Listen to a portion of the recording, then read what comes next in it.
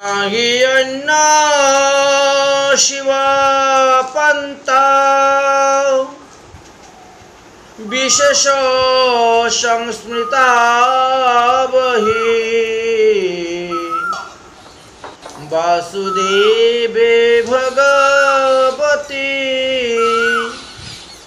ভক্তি যোগ যতো ভবে।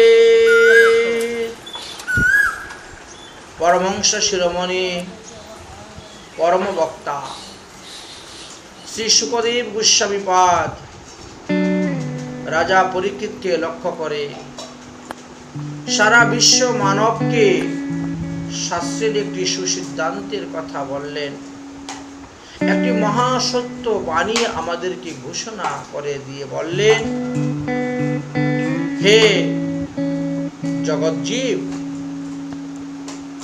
তোমরা যদি তোমাদের আত্মকল্যাণ চাও তাহলে একমাত্র শ্রীকৃষ্ণের চরণে ভক্তি লাভের উপায়টি সন্ধান করো।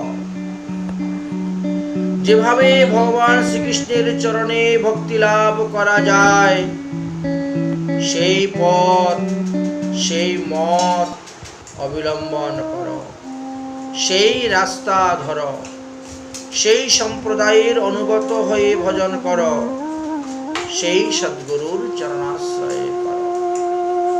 জগতের সমস্ত জীবকে লক্ষ্য করে এই কথা বললেন। এখন আমরা যদি জগৎজীবের প্রতি দৃষ্টি দিয়ে দেখি তাহলে এই জগতের জীবকে 4 ভাগে বিভক্ত করা হয়েছে। কেউ বা অন্ডজ অর্থাৎ ডিম হইতে উৎপন্ন হয়েছেন, কেউ বা স্বেদজ অর্থাৎ জল থেকে ঘাম থেকে উৎপন্ন হয়েছেন, কেউ বা উদ্ভিজ্জ গাছপালা থেকে জন্ম নিয়েছেন, আর কেউ বা জরায়ুজ।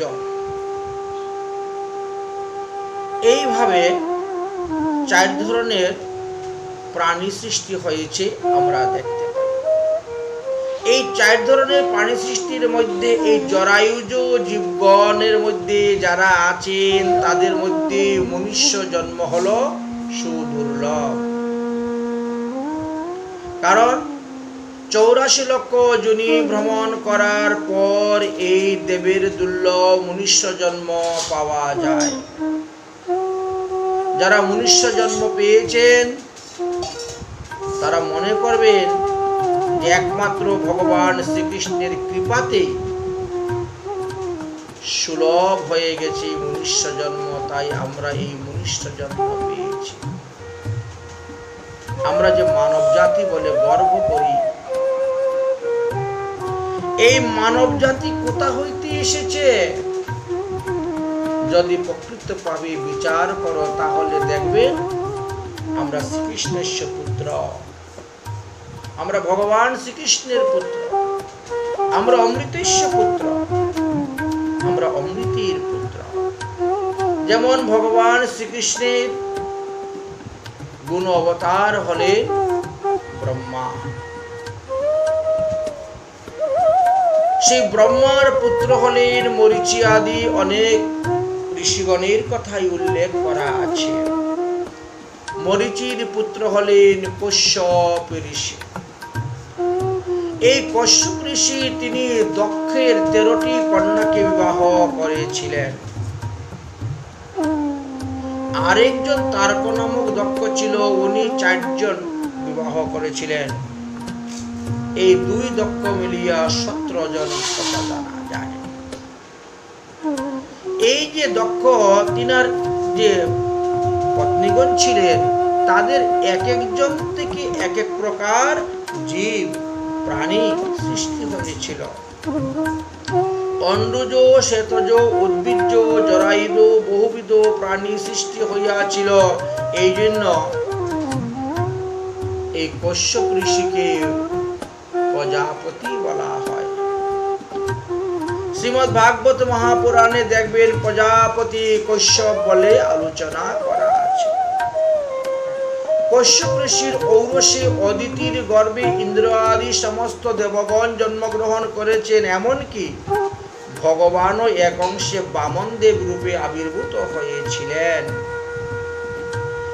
এই সমস্ত দেবগণের মধ্যে আমরা 12 জন আদিত্যের নাম পাই, অর্থাৎ সূর্য। আদিত্য মানে সূর্য। 12 জন আদিত্য আছেন। 12 জন আদিত্যর মধ্যে অর্জবা নামে একজন সূর্যের নাম আছে। তিনার স্ত্রীর নাম ছিল মাতৃকা দেবী। এই অর্জবা নামক সূর্যের ঔরসে মাতৃকা দেবীর গর্ভেতে বহুবিধ জ্ঞানবান পুত্রগণ জন্মগ্রহণ করেছিলেন। ব্রহ্মা তখন সেখানে এসে উপস্থিত হলেন এবং ওই সকল পুত্রগণকে দর্শন করে তাদেরকে সম্বোধন করে বললেন, তোমরা হলে মানব জাতি। এইখান থেকে আমাদের এই মানব জাতি উৎপত্তি। তাহলে এই মানব জাতি যারা, এরা সবাই সত্যযুগে এক বর্ণ ছিল। দ্বিবর্ণ ত্রিবর্ণের কথা পাওয়া যায় না, সত্যযুগে সবাই একই বর্ণ ছিল। কিন্তু কালক্রমে তাহার গুণ এবং কর্ম অনুসারে 4টি বর্ণে বিভক্ত হয়ে গেছে। শ্রীমদ্ ভাগবত মহাপুরাণ বা শ্রীমদ্ ভগবত গীতা, এই সমস্ত শাস্ত্র দেখলে পরে বোঝা যায় ভগবান বলছেন চতুর্বর্ণ ময়া সৃষ্টম গুণ কর্ম বিভাগস্য। এই জন্য আমাদের মানব জাতিদের কি 4টি ভাগে ভাগ করলেন, কি? ব্রাহ্মণ, ক্ষত্রিয়, বৈশ্য, শূদ্র। এই 4 জাতি এর প্রত্যেকেরই স্বভাব চরিত্র পৃথক পৃথক ভাবে দেখতে পাওয়া যায়। তাদের স্বভাব অনুসারেও তাদেরকে আবার 3 ভাগে ভাগ করেছেন। এক হলো সাত্ত্বিক, এক হলো রাজস্বিক, আর এক হলো তামসিক। তাহলে এই 3টি গুণের উপর আমরা সবাই চলছি। এই 3টি গুণ ঘড়ির কাঁটার মতন দেহের মধ্যে ঘুরতেছে। যখন আমাদের দেহের মধ্যে শতগুণ উপস্থিত হবে, তখন আমরা শ্রীকৃষ্ণের ভজন, সাধু সেবা, বৈষ্ণব সেবা, অষ্টপ্রহর নাম সংকীর্তন, ভাগবত শ্রবণ, একাদশী আদি ব্রত পালন ইত্যাদিতে আমাদের মন ধাবিত। অন্য কিছু ভালো লাগবে না। যখন রজগুণ আমাদের দেহের মধ্যে উপস্থিত হবে, তখন দেবদেবীর পূজা, দেবদেবীর উপাসনা করা, আত্মীয় স্বজন নিষ্ঠি কুটুম্ব নিয়ে বা ধুমধাম আনন্দ ফুর্তি করা, পাপ পুণ্যের বিচার না। তামসিক গুণ যখন দেহের মধ্যে উৎপন্ন হবে, তখন সব থেকে খারাপ। তখন ধর্মটাকেও আমরা অধর্ম বলে মনে করব, আর যেটা অধর্ম এইটাকে ধর্ম বলে একেবারে মাথায় তুলে নাচব, সেইভাবেই করব। এই জন্য তো গীতাতে ভগবান শ্রীকৃষ্ণ অর্জুনকে বলছেন যে অধর্মম ধর্মম ইতি ইয়ৎ মন্যতে তামসামৃতা সর্বানার্থং বিপরীতশ্চ বুদ্ধি সা পার্থ তামসী। এই তামসিক লোক যারা, তারা সব জায়গায় বিপরীত বুদ্ধি। সাত্ত্বিক বুদ্ধি সম্পন্ন বৈষ্ণবদের সঙ্গে তাদের কোনো যুক্তির, কথাবার্তার, চলাফেরার কোনো মিল পাবে না সাত্ত্বিকের সঙ্গে। তাই তমগুণ আশ্রিত যারা তমগুণের আহার খাচ্ছেন, দেহের মধ্যে তমগুণ বৃদ্ধি হয়েছে, সেই সমস্ত মানুষের যে সমস্ত কাজকর্ম, এগুলা সাত্ত্বিক মত, সাত্ত্বিক পথ, বৈষ্ণব ধর্মের বিরোধী কাজ করে যাবে। তারা বৈষ্ণব ধর্ম মানবে না, বরং তার উল্টা তারা মনে করে। যেটা ধর্ম নয় সেটাকেই তারা ধর্ম বলে মেনে নেয়, আর প্রকৃত ধর্ম যাকে বলা হয়েছে সেটাকে তারা বর্জন করে দেন। তাই তামসিক লোকেরা মহাত্মাদেরকে চিনতে পারে না। তামসিক লোকেরা সাধুদেরকেও ভিখারি মনে করে, আর সাত্বিক লোকেরা ভিখারিকেও সাধু মনে করে। তামসিক লোকেরা মহাত্মা, সাধু, শান্ত, মুনি, ঋষি এদেরকেও সাধারণ মানুষ বলে মনে করে। সকল কাজে তারা ভুল পথে যাচ্ছে, ভুল পথে তারা করতেছে, কারণ তাদের বুদ্ধিটাই ভুল পথে পরিচালিত হয়। এই জন্যই আমাদেরকে বললেন আগে আহার শুদ্ধ করো। আহার শুদ্ধ হলে পরে তোমার সত্তা শুদ্ধ হবে, আর সত্তা শুদ্ধ হলে পরে দেহ শুদ্ধ হবে, দেহ শুদ্ধ হলে পরে তোমার ইন্দ্রিয় শুদ্ধি হবে, ইন্দ্রিয় শুদ্ধি হলে পরে তোমার বুদ্ধি শুদ্ধ হবে, আর বুদ্ধি শুদ্ধ হলে পরে তোমার মন শুদ্ধ হবে। যতক্ষণ পর্যন্ত এই চিত্ত শুদ্ধ না হইবে ততক্ষণ পর্যন্ত ভগবানের কৃপা লাভ করা যায় না। তাই ভগবানের কৃপা লাভ করার জন্যই আমাদের সৎসঙ্গ করা, সাধুসঙ্গ করা, সৎ পথে চলা, সৎ আহার গ্রহণ করা, সাত্বিক গুণ দেহের মধ্যে বৃদ্ধি করা। সাত্বিক গুণ দেহের মধ্যে যখন বৃদ্ধি হবে তখন যদি আপনি মারা যান আপনি স্বর্গ প্রাপ্ত হচ্ছেন। রজগুণ প্রাপ্তি হওয়ার পরে যদি আপনি মারা যান তাহলে পৃথিবীতে এসে আবার আপনাকে জন্মগ্রহণ করবেন, হয়তো মনুষ্যকুল পেতে পারেন, নাও পেতে পারেন। কিন্তু তমগুণ যদি আপনার উৎপন্ন হয় আর সেই সময় আপনি মারা যান তাহলে আপনাকে এই গাছপালা, কীট পতঙ্গ, পশু পাখি, অপদেবতা আদি এই সমস্ত জনিতে গিয়ে তোমাকে জন্মগ্রহণ করতে হবে, কদর্য ভক্ষণ করতে হবে। মরতে সবাই কি হবে? সাধুকেও মরতে হবে, অসাধুকেও মরতে হবে, কারণ আমরা সবাই মরার জাত। যারা মাতৃগর্ভে এসে জন্মগ্রহণ করেছেন তাদেরকে মরতেই হবে। এই জন্য বলছেন জাতস্যহি ধ্রুবম মৃত ধ্রুবম জন্ম তস্মাদ পরিহার্যার্থে অর্থে ন তং শুচিতম নহসি। যার জন্ম হয়েছে তার মৃত্যু অবশ্যম্ভাবী। আজকে মরো, 50 বছর পরে মরো, 100 বছর পরে মরো, 500 বছর পরে মরো, মরতে তোমাকে হবে।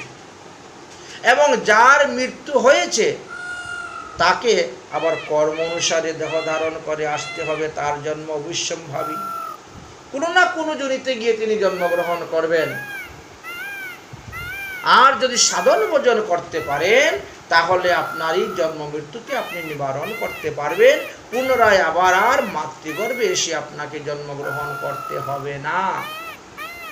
আপনি ভগবানের নিত্যধামে অবস্থান করতে পারবেন। শালুক্য মুক্তি, সামীপ্য মুক্তি, সাযুজ্য মুক্তি, শাস্তি মুক্তি, সারূপ্য মুক্তি আদি কত কথা বলে গিয়েছেন। তাই প্রকৃত যে শাস্ত্র নিয়ম, প্রকৃত যে শাস্ত্রের বিধি বিধান বলে গেছেন, আমাদের মহাত্মাগণ যেভাবে সাধন ভজন করেছেন এইভাবে সাধন ভজন করে আমরা আমাদের প্রারব্ধ কর্মের পরিবর্তন করতে পারি। আমাদের প্রারব্ধ কর্মের পাপ তাপ অপরাধকে ক্ষয় করতে পারি। যেভাবে আত্মাকে জড়বন্ধন থেকে মুক্ত করা যায় সাধন ভজনের দ্বারা, অন্য কোনো যোগ কর্ম জ্ঞানের দ্বারা তাহা হয় না। তাই জন্ম মৃত্যুর চক্র থেকে যদি কেউ মুক্ত হতে চাও তাহলে হরিভজন করো, আর কোনো রাস্তা ধরলে লাভ হবে না। এই জন্যই বললেন ভাগবত পরগিয়া বৈষ্ণবের স্থানে। না হলে ভাগবতের যথার্থ অর্থ বুঝতে পারবেন না, অবগত হতে পারবেন না। যে সমস্ত লোক বিধি মানে না, মন গড়া চলতেছে, বিধিহীনম অশিষ্টান্নম মন্ত্রহীনম অদক্ষিণম শ্রদ্ধা ব্রীরহিতম যজ্ঞম তামসং পরিচক্ষুতে। তাহলে যারা বিধিহীন মানে শাস্ত্রোক্ত বিধান শূন্য হয়ে চলতেছেন, অশিষ্টান্ন, যারা অন্নদানবিহীন, ভগবানের প্রসাদদানবিহীন, মন্ত্রহীনম, যারা দীক্ষা মন্ত্রাদি গ্রহণ করেন নাই, দক্ষিণাবিহীনম, যজ্ঞ করি পূজা করি যারা দক্ষিণা প্রদান করে না, শ্রদ্ধা বিরহিতম, যাদের বিশ্বাস নাই ভগবানের প্রতি, তারা যদি ছিটাপুটা ধর্মকর্মের কাজ করে সেই পুণ্যফল তাদের স্থায়ী থাকে না। কারণ তাদের এই সমস্ত ধর্ম মানে মান যশ প্রতিষ্ঠা লাভ করার জন্যই তারা করে যাচ্ছে। প্রকৃত ধর্ম বলে মনে হলেও এটা ধর্ম হচ্ছে না। বড় সুন্দর একটা দৃষ্টান্ত আমরা পেয়েছিলাম এই বিষয়ে বাল্মীকি রামায়ণের অযোধ্যা কাণ্ডেতে দেওয়া ছিল। অযোধ্যা কাণ্ডের 63 অধ্যায়ের 7 নম্বর শ্লোকে বলেছিলেন, গুরু লাঘ বনারতানম অন্তরে কর্ণানম কর্মণম ফলম দূষং বাজুন জানাতি স বলে ইতি স উচ্যতে। এই কথাটা দশরথ মহারাজ কোনো এক সময়ে কৌশল্যা দেবীকে বলেছিলেন, হে মহারানী, যে ব্যক্তি যে কোনো কার্যে প্রবৃত্ত হইবার সময় ওই কার্য সম্পর্কে যদি বিচার না করে, আমি যে কাজ করতে যাচ্ছি সেটা ভালো না মন্দ, সেটা পাপ না পুণ্য, সেটা দোষ না গুণাদি, এইগুলো বিচক্ষণ করে তারপরে কাজ করলে উনি হলেন বুদ্ধিমান। আর যদি এইগুলা বিচার না করে কাজ করেন তাহলে তাকে বালকবৎ বলা হয়েছে, মানে অজ্ঞানী। অজ্ঞানে করে পাপ, জ্ঞানে হরে। তাই সেই সদ্জ্ঞান লাভ করতে হবে তো আমাদেরকে। দৃষ্টান্ত দিলেন, কোনো এক ব্যক্তির বিরাট বড় একটি আম বাগান ছিল। তো আম বাগান করে তিনি বহু টাকার মালিক হয়েছেন। এবার সেই টাকা পয়সা নিয়ে তিনি এবার ভ্রমণ করতে বেরিয়েছেন। গাড়ি করে যাচ্ছেন, বিভিন্ন স্থান ভ্রমণ করতে করতে হঠাৎ দেখতে পেলেন একটি পলাশ ফুলের বাগান। আচ্ছা, পলাশ ফুল দেখতে তো দূর থেকে খুব সুন্দর। এই পলাশ ফুল দেখে তিনি চিন্তা করলেন, আমের চাষ করে আম বাগানে করে আর ক টাকা পাই, আমি তাহলে পলাশের চাষ করব। ফুলটা দেখতে যখন এত সুন্দর, না জানি তার ফল কত সুন্দর হবে। এই সিদ্ধান্ত করে তিনি কি করলেন, সমস্ত আম গাছ কেটে দিলেন, ডজার লাগিয়ে আম গাছের গোড়া তুলে ফেলে দিলেন, ট্র্যাক্টর লাগিয়ে চাষ করলেন মাটিতে, আর নার্সারি থেকে পলাশ গাছের বৃক্ষ মানে নিয়ে আসলেন চারা, এনে রোপণ করেছেন।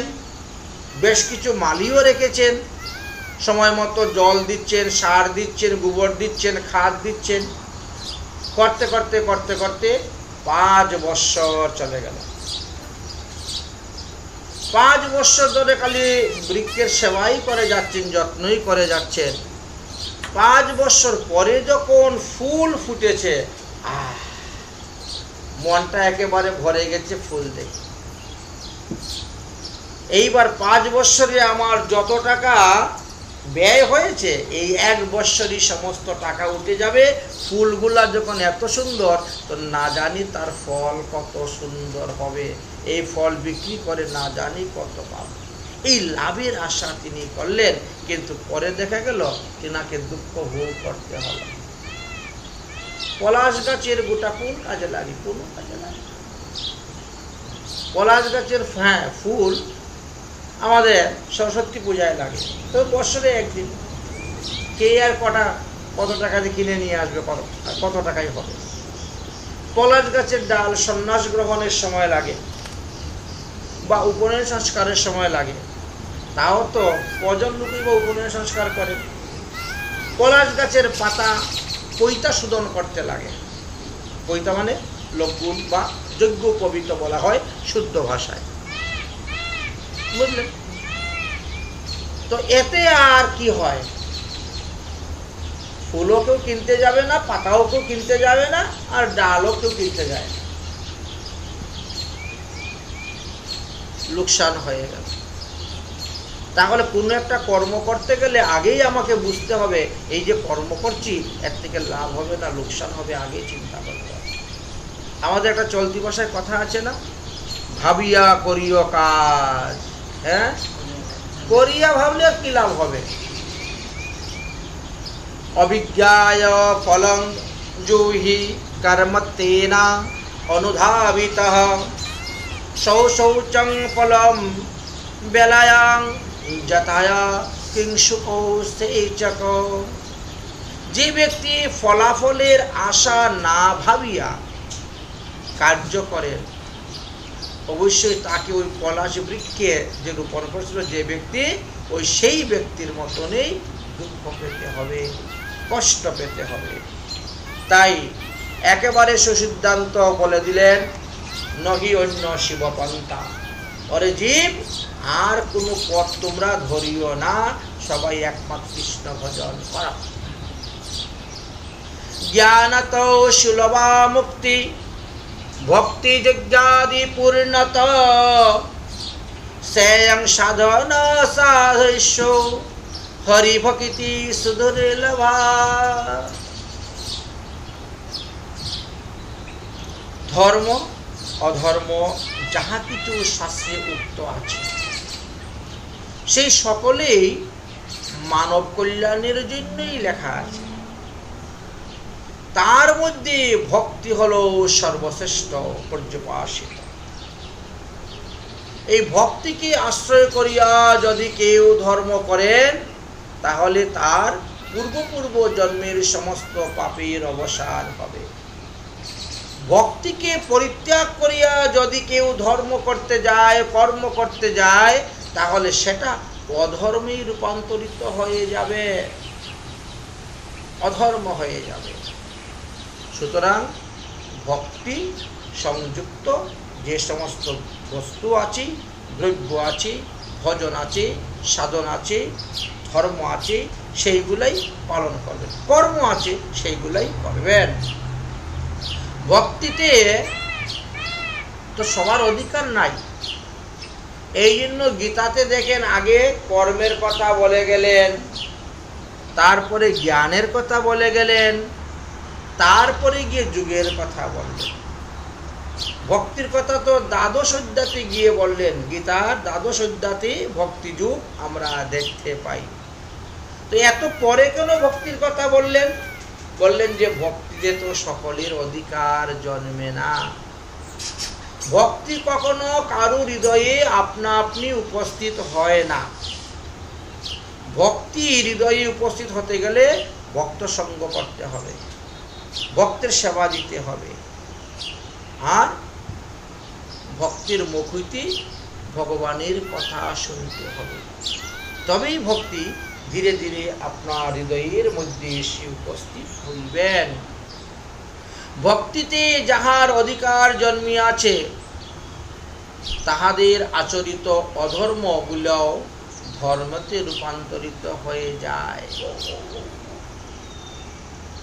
এমনই নিয়মের কথা আলোচনা করে গিয়েছে।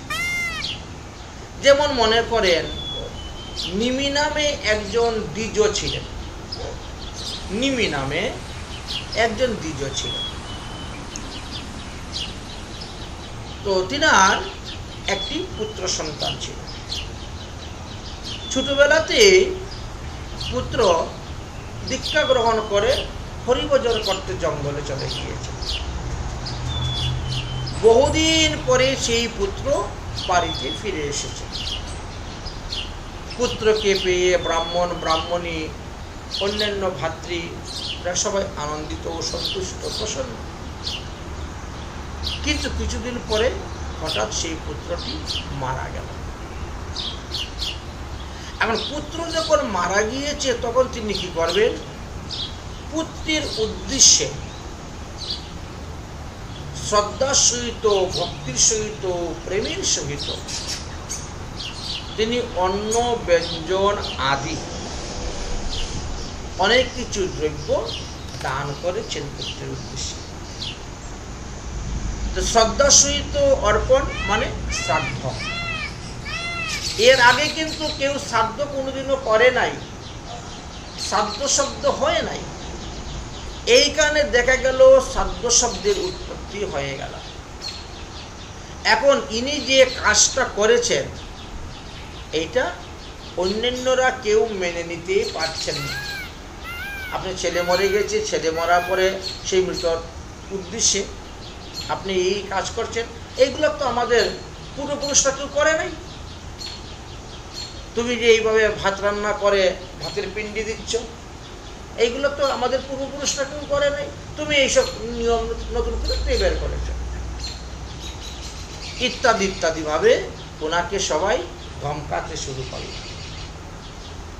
যাহা নিয়ম নেই তাহা তুমি করছো। একদিন ঘুরতে ঘুরতে ঘুরতে ঘুরতে সেখানে দেবর্ষি নারদ গিয়ে উপস্থিত হয়েছে। দেবর্ষি নারদকে তিনি তখন তিনার মনের দুঃখের কথা সবকিছু বললেন, যে আমার ছেলে এইভাবে ছিল, এইভাবে হয়েছিল, এইভাবে মারা গিয়েছে, তো ছেলের উদ্দেশ্যে আমি পিণ্ডি দান করেছিলাম।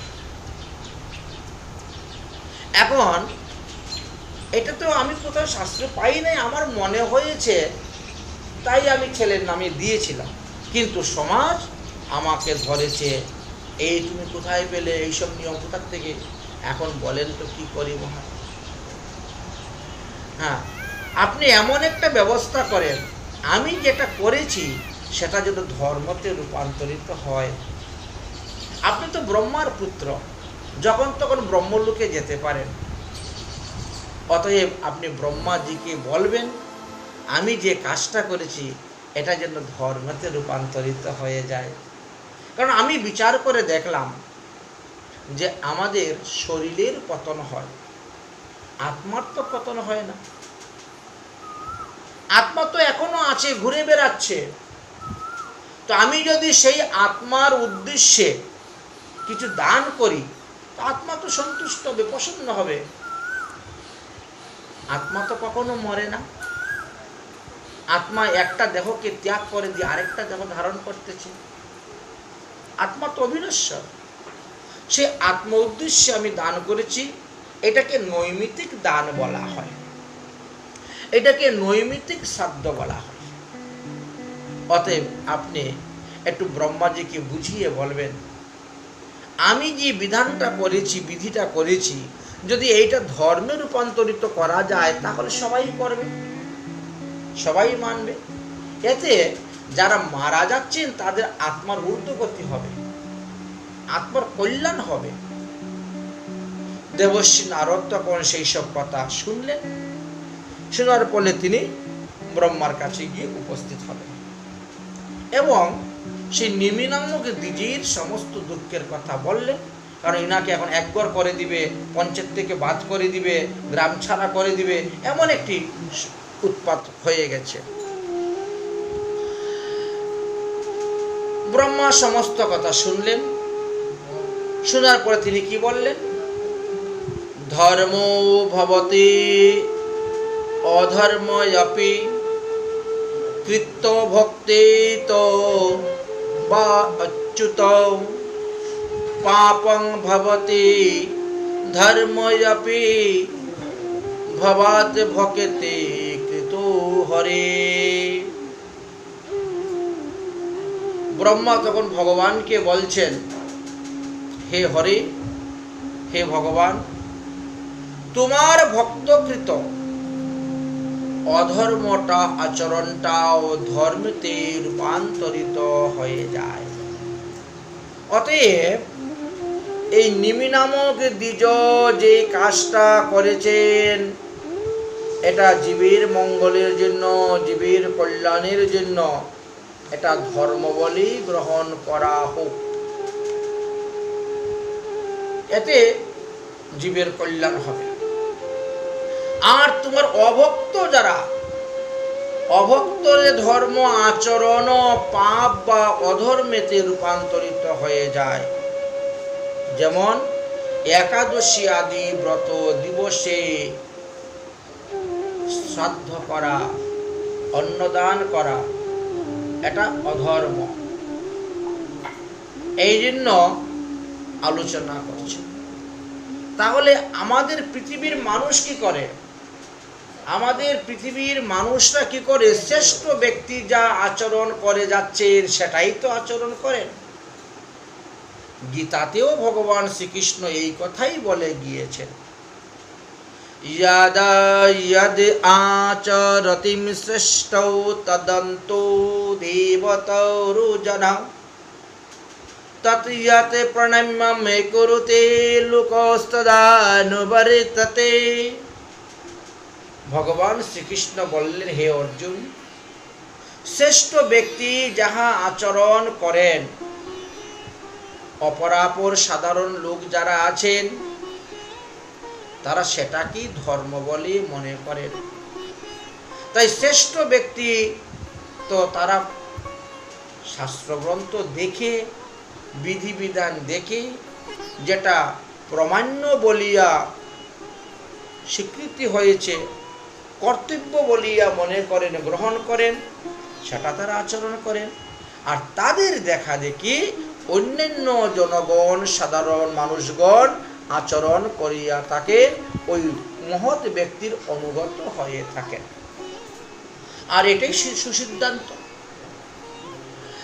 আমাদেরকে মহাজনের বাক্যে তো পাওয়া যায় যে মহাজনের যেই মত তাতে হবে অনুরোধ, তবে পূর্ব পর করিয়া বিচার।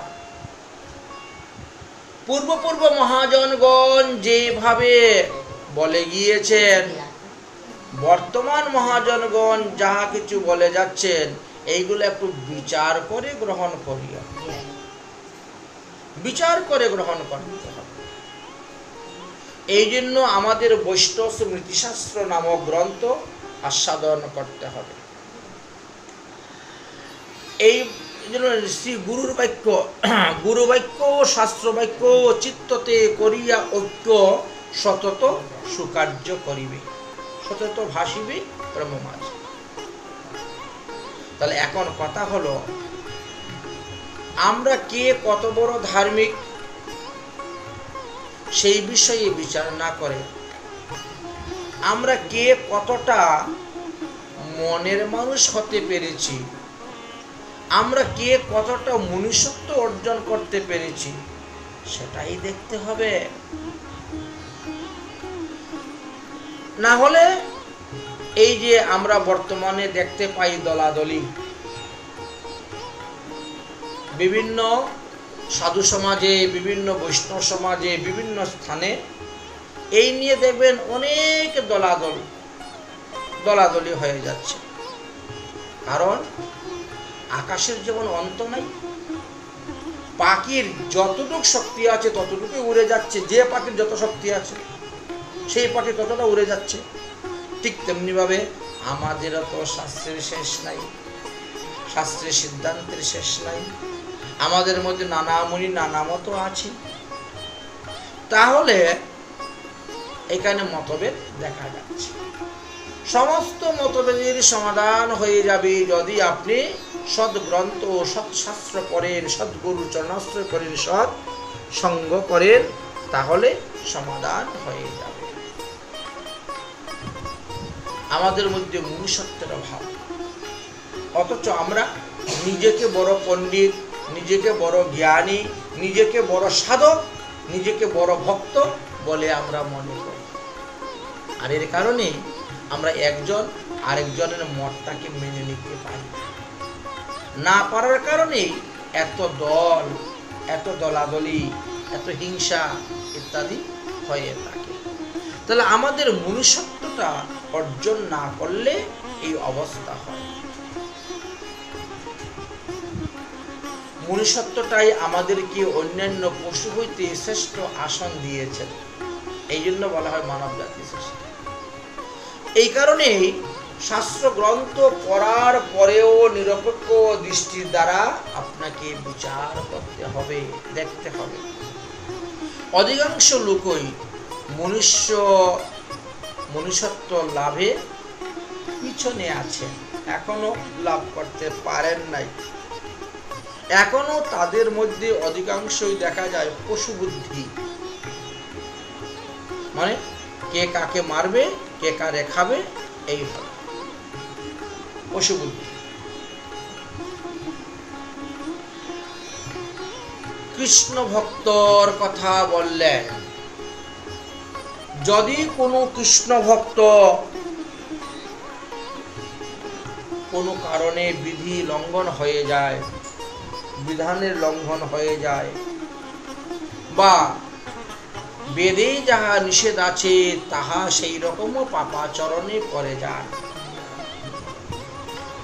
বিধি ধর্ম ছাড়ি করে কৃষ্ণের ভজন, নিষেধ পাপাচারে তার কবু নহে মন, তথাপি অজ্ঞানে যদি হয় তার পাপ উপস্থিত, কৃষ্ণ তাকে শুদ্ধ করান না করান পাশ্চিত্য। অন্যদেরকে পাপ করলে পাপের পাশ্চিত্য ভোগ করতে হবে, অথচ যারা কৃষ্ণ ভক্ত তাদেরকে পাপ করা সত্ত্বেও পাপের পাশ্চিত্য করতে হচ্ছে না, কৃষ্ণ তাকে শুদ্ধ করাই দিচ্ছে। তাহলে আমাদেরকে মনুষ্যত্ব অর্জন করতে গেলে কি করতে হবে? আমাদেরকে ধর্ম আচরণ করতে হবে, ধর্ম পালন করতে হবে, ধর্ম পথে চলতে হবে, ধর্ম উপদেশামৃত গ্রহণ করতে হবে। বললেন যে শ্রীমদ্ ভাগবত মহাপুরাণে ধর্মের 10টি লক্ষণের কথা বলেছেন, আর অন্যান্য পুরাণেতে ধর্মের 5টি লক্ষণের কথা আলোচনা করে গিয়েছেন। যেমন বললেন অহিংসা সত্যম অস্ত্রয়ং শৌচ সংযমেব চ এতৎ সামাসিকং প্রুক্তম ধর্মস্য পঞ্চ লক্ষ্মণম। ধার্মিক যারা ধার্মিক হবেন তাদেরকে সর্বনিম্ন 5টা জিনিস মানতেই হবে, তবে তো তিনি ধার্মিক। কি কি? প্রথম হলো কোনো প্রাণীকে হিংসা করবেন না, আর প্রাণী হিংসা না করলে তার মাংসটা খাবেন কেমন করে আপনি? হিংসা তো এখানে চলে আসতেছে। প্রথমেই আমরা ধর্ম থেকে পড়ে যাচ্ছি বাদ। কখনো মিথ্যা কথা বলবেন না, অন্যের দ্রব্য না বলিয়া আনবেন না, মানে চুরি করবেন না, সদা দেহকে পবিত্র রাখিবেন, শুচি, অশুচি হইলেই শুচি করতে হবে, আর একাদশ ইন্দ্রিয়কে সংযম রাখিবেন। এই 5টি ধর্মের লক্ষণের কথা বললেন। তার মধ্যে আমরা দেখলাম যে দেহকে পবিত্র রাখাটা সবথেকে বেশি প্রয়োজন আমাদের। দেহ তো আমাদের অপবিত্র হয়। আচ্ছা, মলত্যাগ করলেও দেহ অপবিত্র হচ্ছে, মূত্র ত্যাগ করলেও দেহ অপবিত্র হচ্ছে, মৎস্য মাংসাদি গ্রহণের দ্বারা দেহ অপবিত্র হচ্ছে, চন্দ্রগ্রহণ সূর্যগ্রহণ করলেও দেহ অপবিত্র হয়, রজস্বলা মহিলা দেহ অপবিত্র হচ্ছে, পিতামাতা মারা গেলেও দেহ আমাদের অপবিত্র হয়, অসুষ যাকে বলা। বা বংশে যদি কেউ জন্মগ্রহণ করে তাহলে আমরা সেটাকে জন্মৌশুষ বলে থাকি এবং মৃতাশুষ বলে থাকি। তাহলে অসুষ আমাদের কত রকম হচ্ছে? যত রকমের অসুষ আপনার দেহের মধ্যে আসুক না কেন, আপনি চেষ্টা করবেন সেটাকে যত তাড়াতাড়ি পারেন দূর করতে। অসুষ থেকে শৌচ হতে, মানে অপবিত্র থেকে পবিত্র থাকতে হবে। দেহকে সর্বত্র পবিত্র রাখতে হবে। কেন দেহকে সর্বত্র পবিত্র রাখবেন? বললেন যে দেখো, আপনি যে ভগবানের সেবা করবেন, আপনি যে ভগবানের পূজা করবেন, সেখানে কি বলেছেন ভগবান? সর্বেষাম অশুচি নাঞ্চ জলমন্নম পরিত্যজ্য অশুষ অন্তে পরদিনে শুদ্ধম এব ন সংশয়। বললেন যত প্রকারই অশুষযুক্ত ব্যক্তি থাকুক না কেন, অশুষযুক্ত ব্যক্তির হাতের জল অন্ন সকল পরিত্যজ্য, ভগবান গ্রহণ করেন না। এই জন্য প্রস্রাব করলেও দেখবেন হাত ধুয়ে, পা ধুয়ে, মুখ ধুয়ে, কুলা করে গঙ্গেচ যমুনাচ্চ বলে ছিটা দিবেন গঙ্গার জল, হ্যাঁ, মন্ত্র স্নান করে আপনি পবিত্র হয়ে আপনি এসে ভগবানের পূজা করছেন। পায়খানা করলে কোমর ধুয়ে আসছেন, কেউ স্নান করে আসছেন, কেউ কাপড় ভিজিয়ে আসছেন, মাটি দিয়ে হাত মারছেন, সাবান সুটা দিয়ে হাত মেজে, যতক্ষণ পর্যন্ত সেই দুর্গন্ধ না যায়, আচ্ছা, পবিত্র হয়ে গেলেন। প্রস্রাব করলে না হলে 1 মিনিটের জন্য, 2 মিনিটের জন্য আপনি অপবিত্র হলেন। পায়খানাতে না হলে 5 মিনিটের জন্য আপনি অপবিত্র হলেন। কিন্তু অন্যান্য ক্ষেত্রে আরো অপবিত্রতার সংখ্যা বেশি বেড়ে যাচ্ছে। তো যত প্রকারই অপবিত্র হোক না কেন, বললেন যে অপবিত্র ব্যক্তির হাতের জল অন্ন পরিত্যজ্য, এটা ভগবান গ্রহণ করেন না। এই জন্য ভগবানের ভক্তরাও গ্রহণ করেন না।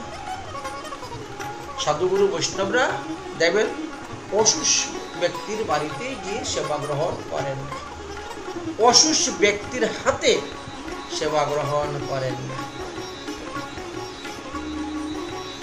সকল প্রকার অশুষযুক্ত ব্যক্তির জল অন্ন পরিত্যজ্য, তবে শৌচান্তে মানে পবিত্র হওয়ার পরে তার হাতের জল অন্ন গ্রহণ করা যাবে, এতে বিন্দুমাত্র সন্দেহ নেই। এই জন্যই অশুষ অবস্থায় বিগ্রহ সেবা করতে নাই, ঠাকুর সেবা করতে নাই, ঠাকুর ঘরে যেতে নাই, ঠাকুরের রন্ধনাদি করতে নাই, ঠাকুরের সেবার জল আনি দিতে নাই, অশুষ। তাহলে আমরা কত প্রকার অশুষ পেলাম? মলমূত্রের কথা তো আমরা বললাম। এবার দেখো মৎস্য ভোজনের কথাও বলে গেলেন। মৎস্যতে কামতুরং ভুক্তাম স উপবাস ত্রি অহম বাসরে। যারা মৎস্য ভোজন করেন, একদিন মৎস্য খেলে তাদের 3 দিন দেহ অপবিত্র থাকে। এই জন্যই লেখা আছে যে যারা বিগ্রহ সেবা করবে তারা সদাচারী প্রসাদভোজী হবেন, হয়ে বিগ্রহ সেবা করবেন। আচ্ছা, সেই ব্যক্তি শুদ্ধ হবে কেমন করে? বলে 3 দিন হবিষান্ন গ্রহণ আর 3 রাত্রি উপবাস। 3 দিন হবিষান্ন গ্রহণ করবেন, 3 রাত্রি উপবাস থাকবেন, তাহলে সেই মৎস্যভোজী ব্যক্তির অপবিত্রতা দূর হয়ে গেল, তিনি পবিত্র হয়ে গেলেন। এটা এক ধরনের পাশ্চিত্য। 3 রাত্রি উপবাস থাকা, হ্যাঁ, হবিষান্ন গ্রহণ পাশ্চিত্য। পাশ্চিত্যং তত কৃত্যানাম শুদ্ধমাপ্নতি ব্রাহ্মণম। এইভাবে পাশ্চিত্যের দ্বারা মানুষ তার পাপ থেকে মুক্ত হতে পারে, শুদ্ধ হতে পারে। শুদ্ধ হওয়ার কথা বললেন। অন্যান্য বর্ণের কথা ছেড়েই দিলেন, ব্রাহ্মণের কথা বললেন কেন? না, বর্ণানাং ব্রাহ্মণ গুরু। আচ্ছা, গুরুর যদি এই অবস্থা হয়, শিষ্যের কি হতে পারে? এই জন্য ক্ষত্রিয় বৈশ্য শুদ্ধের কথা আলোচনা করলেন না, কারণ ওরা তো এর মধ্যেই এসে যাবে। ব্রাহ্মণ যদি ইচ্ছাপূর্বক মৎস্য মাংস ভোজন করেন, তবে তাহার শরীরে 3 দিন অশুষ থাকে। শুদ্ধ হবেন কিভাবে? 3 দিন অভিসান্ন গ্রহণ করবেন আর 3 রাত্রি উপবাস থাকবেন। তাহলে তারপরে তিনি পাশ্চিত্য করার পরে সে ব্রাহ্মণ শুদ্ধ হয়ে যাবে। সুতরাং অন্যান্য বর্ণের কথা আমরা আর কি বলবো? বিভিন্ন স্থানে বিভিন্ন সিদ্ধান্তের কথা বলে গিয়েছেন। কাশীখণ্ডেতেও মহাদেব বলে গিয়েছেন, ক মধ্যম ক শিবে ভক্তি ক মাংসং চ শিবার্চনম মৎস্য মাংস রতানাং বই দূরে তিষ্ঠতি শঙ্কর। যাহারা মদ্যপান করেন তাহাদের শিবভক্তি কোথায়? যাহারা মৎস্য মাংসাদি ভোজন করেন তাদের শিবার্চনই বা কোথায়? তাদের শিবার্চন হয় না, কারণ মৎস্য মাংস ভুজি লোকের নিকট হইতে মহাদেব পর্যন্ত দূরে অবস্থান করেন। আর শ্রীকৃষ্ণের কথা আর কি বলবো। সুতরাং যারা কৃষ্ণ ভজন করছেন, নারায়ণ ভজন করছেন, শালগ্রাম শিলার সেবা করে যাচ্ছেন, ঈশ্বর তত্ত্ব যে সমস্ত শ্রী বিগ্রহগণ আছেন তাদের সেবা করতেছেন, তাদের কথা আর কি বলবো।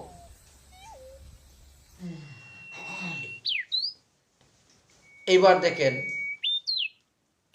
আরেকটু বাড়ানো হচ্ছে, যেমন স্ত্রীলোকের কথা। স্ত্রীলোক যখন ঋতুমতী হন তখন 3 দিন পর্যন্তই তাদের শরীর অশুচি থাকে।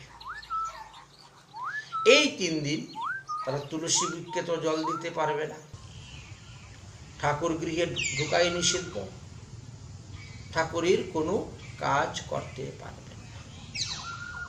গরুড় পুরাণের উত্তরখণ্ডের 32 অধ্যায়ের 9 নম্বর শ্লোকেতে বললেন, প্রথমে অন্নি চণ্ডালিনী, দ্বিতীয় ব্রহ্মঘাতিনী, তৃতীয় রজকী প্রুক্তা, চতুর্থ অন্নি শুদ্ধ।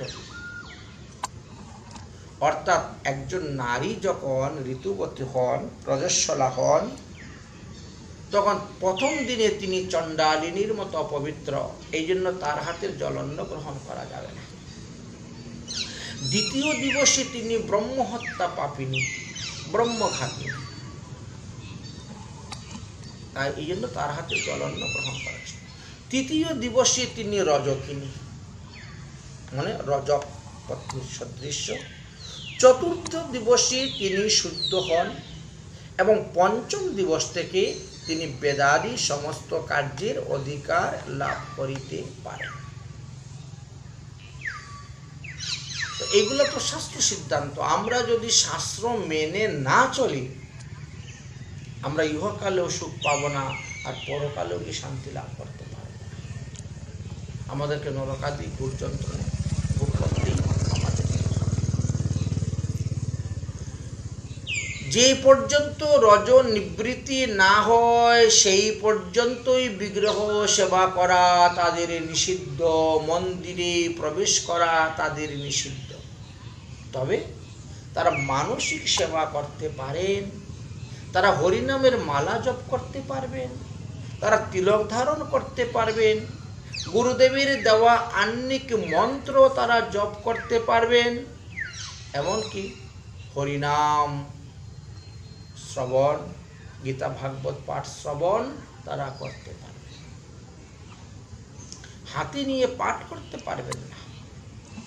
অশুচি অবস্থায় গীতা ভাগবত আদি গ্রন্থ পর্যন্ত হাতে নিয়ে পাঠ করা যাবে না।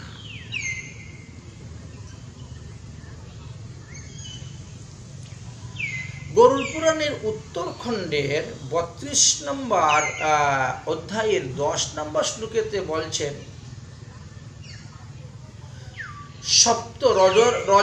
রজস্বলা সপ্ত দিবসে নারীগণ পিতৃ এবং দেবতাদিকের পূজা দিতে অধিকার লাভ করতে পারেন, যোগ্যতা লাভ করতে পারেন।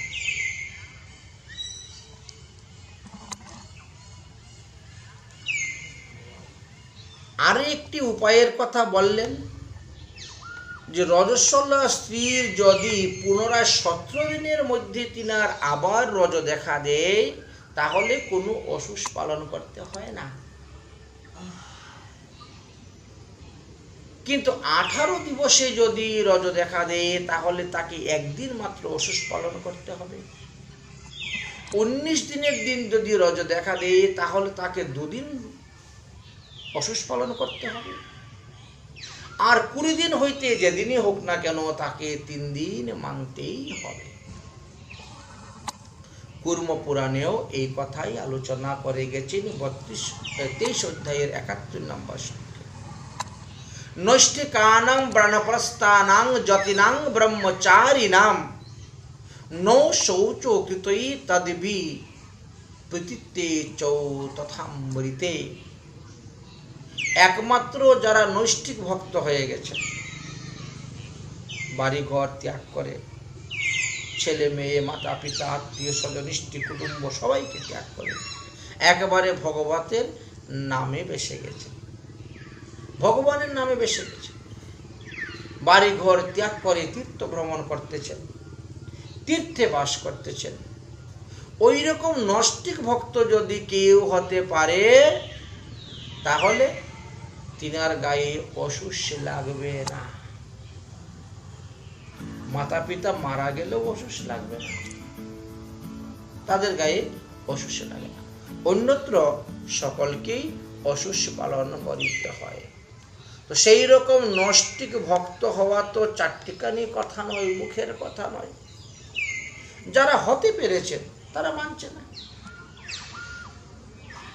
কিন্তু যারা হতে পারেন নাই তাদেরকে তো অবশ্যই মানতে হইবে। আপনারা শ্রীমদ্ ভগবত গীতার 13 অধ্যায়ের 8 নম্বর শ্লোকেতে দেখবেন, ওখানে একটু কিঞ্চিত অসুখের কথা ধরেছেন। শৌচঞ্চদি বিদা প্রকৃতং বাহ্যম অন্তরম এবচ। বললেন অসুখটা দুই ভাগে বিভক্ত, একটা হলো বাহ্য অসুখ আর একটা হলো ভিতরে অন্তর অসুখ। আচ্ছা, বাহ্য অসুখ হলো কি? মনে করো হাঁটতে গিয়ে কুকুরকে স্পর্শ করে দিয়েছে, কোন মরা ব্যক্তিকে ছুঁয়ে দিয়েছে, হয়তো কুকুরের পায়খানায় পা পড়ে গেছে, হ্যাঁ, প্রস্রাব করতে গিয়ে তোমার নিজের পায়ে পড়ে গেছে, পায়খানা করতে গিয়ে, বাহ্য অসুখ এগুলা। অন্ত অসুখ ভিতরের যে অসুখ। কেউ মারা গেলে পরে আমরা যখন কাঁদতে কাঁদতে কাঁদতে কাঁদতে একেবারে লুটপুট হয়ে যাই, এটা অন্ত অসুখ। কত কান্নাকাটি, মাসের পর মাস কেঁদে যায়, বছরের পর বছর কেঁদে যায়, যখনই মনে হয় তখনই অশ্রু বিসর্জন, এটা অন্ত অসুখ। অসুচ নৈব বিদ্যতে সুতকে মৃতকে অপি তেষাং পাদুদকং মূর্তিং প্রসন্ন জ্যেষ্ঠ কুর্বতী। আচ্ছা, অন্য ক্ষেত্রে আবার দেখা গেল যে বিষ্ণুর চরণামৃত গ্রহণের দ্বারাও অসুখ অন্ত হয়। এটি বিভিন্ন কার্যক্ষেত্রে স্থানকাল পাত্র অনুসারে কিন্তু এই অসুখের বিধানগুলা দেওয়া আছে। আমরা যে যে স্তরে আছি আমরা সেই স্তর অনুসারে মানতে হবে, পালন করতে হবে। আমি গৃহস্থ আশ্রমে আছি আর সন্ন্যাস আশ্রমের নিয়ম যদি আমি করতে, তাহলে হবে না।